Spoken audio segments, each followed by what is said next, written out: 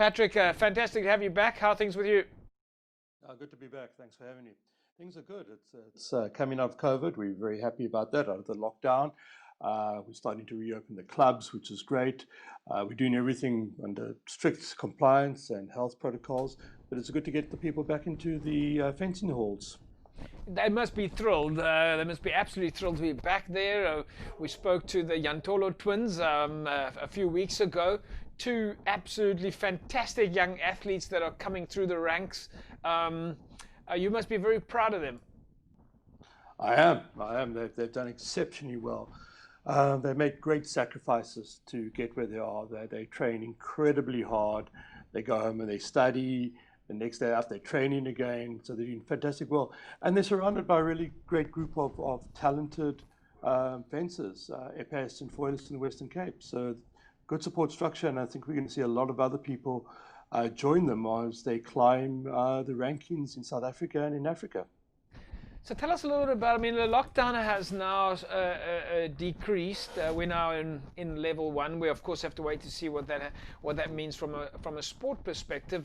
But fencing, you're known as a combat sport, but you've managed to get the training up and running to some degree.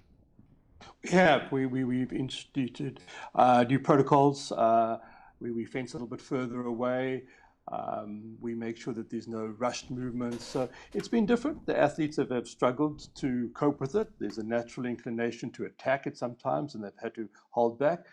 But overall, it's good to be back. It's good to be getting there, and we're hoping that as the lockdown decreases, we'll be able to get back to more normal fencing, and that's very important with the competitions coming up. Yeah. What are the athletes concentrating on now from a training perspective? Have the dynamics changed? The training would have been very different during the lockdown. The girls were saying themselves that they had to focus on hand and eye coordination and things that they could do at home. Now they're in the, what do we call it? In the park, in the court, on the field. It's called a salle. It's a French word for a fencing hall. So it refers to it as a salle, fencing salle. Look, the lockdown throughout all our periodization planning and cycles next year remains questionable about what competitions will be allowed. The Olympics moving into 2021 has completely altered the calendar. So at the moment, we don't quite know what we're training for. So we've decided to take this as a reset. We've started them at the beginning again. We're looking at fitness. We're going through getting the rust knocked off, the muscle memory back in, and starting to work them up from there. So I was very glad with what all the fencers did during the lockdown. They really did work. So it's a good start again, but I think fitness is our main thing at the moment, and getting a little bit of the rust knocked off. You've got some other top athletes there as well, the likes of Mickey Berger in epee. Tell us a little bit about some of the other athletes. In this high performance group of 6 of our best epeists, the Yantolo twins are there. Mickey Berger is there as well. She's a member of the South African team.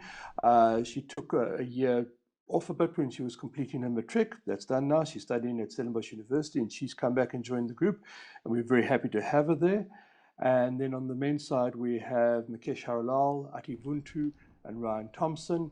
And it's a solid call that we're looking at taking forward and really growing the Western Cape as the center of epee in the country. Elsewhere, we've got our foilists are working hard. Giselle Vicatus, who's the top-ranked women's foilist in the country, is preparing for qualification around for the Olympics. It's going to be the last qualification competition. And she's training with a couple of the other foilists in the northern suburbs. So people are coming back. It's great to see. You certainly seem to have some strongholds. Like you said, now in the Stellenbosch area, you've got the Marties Club that's doing very well. Of course, we know how well you guys are doing here at Blues Fencing and the Cape Town area. But the Eden area, tell us a little bit more about that. You've got Susan over there, and you've got a young lady there as well by the name of Brittany that's doing really well. Absolutely. Well, Susan's a complete powerhouse. She builds wherever she goes, and she's in the Eden area, and she's done fantastic work there. And she's discovered Brittany Adonis, who's an absolute talent, a young lady who's coming through, and we are very excited about her future. And Susan's rebuilding her high performance there. She's bringing back the former athletes. She's getting the veterans going again. So she's an incredible woman. One person's show drives everything. And then Maurice is doing brilliant work in the Winelands as well. So we are very fortunate to have such dedicated people out there. Is there a big focus for you guys now around international competitions? I mean, we know that you can't actually, as you said, you don't know exactly what the schedules and that are, but with a view to the future and speaking to the twins, they were also speaking about possibly a focus being on the Commonwealth Games and of course, ultimately the Olympics. Well, 2021 is a big question mark for us. The moving of the Olympics messes up the whole calendar. We still have to do some qualification competitions for the Olympics. So right now we don't know what's going to happen internationally, except for the Olympics. And obviously our national calendar runs off the international calendar. So that's up in the air. Yeah. So what we're doing is we are working beyond that. We're looking at the 2022 Commonwealth Fencing Championships that will be held in London. And we're looking at also probably going to be in 2022, the Junior Commonwealth Fencing Championships in India. So that's coming up. That's the one we're aiming for. Those are the ones on the horizon. Pat, we of course have to ask you, for folks out there who want to sign up, who want to start fencing, where do we start? Well, at the moment, go to the National Federation's website, www.safencer.co.za. Yeah. Click under the provinces. Western Cape is there. And you'll find all the clubs in your area with contact details. And in the near future, we'll be doing more of an online presence in the Cape. We have our Facebook page, Fencing Western Cape, and we'll be adding to that. And you mentioned also the last time we spoke that most of the clubs have got some basic kit for people to get started with. Absolutely. One of the problems we do have at the moment under the lockdown is that we haven't been loaning our kit. Yeah. So as we move into level 1, we need to look at what is required there.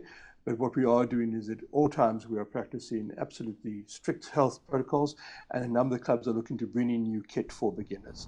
So I'm hopeful that in the coming weeks we'll be able to welcome more beginners back in sport. And we certainly had a lot of interest over the lockdown. A lot of people have contacted and said they've been online, they found fencing, they'd love to try it out, and we would love to have them come and try it out with us. So.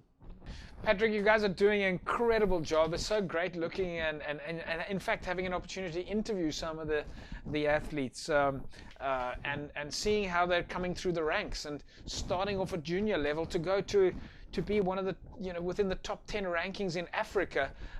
These are just incredible things, and you guys really are doing a fantastic job. We're very proud in the Western Cape to have the opportunity to see your progression.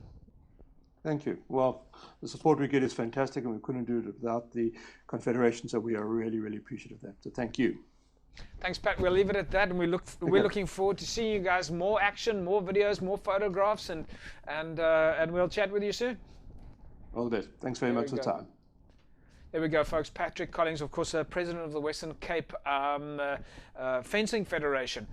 Incredible stories happening in the world of fencing, and it's a sport that you really need to look at and go and sign up. Why not start fencing? It really is great, and it's great to see how the kids are coming through the ranks. We've got athletes that are in the top 10 in Africa with serious Olympic aspirations. We're looking forward to supporting and finding more out about our athletes. Remember, you can visit them, as we said, on the website there. Just go and check out www.safencer.co.za. Otherwise, go search on Facebook. Just go and look for Western Cape Fencing on Facebook and find Patrick Collings and get signed up.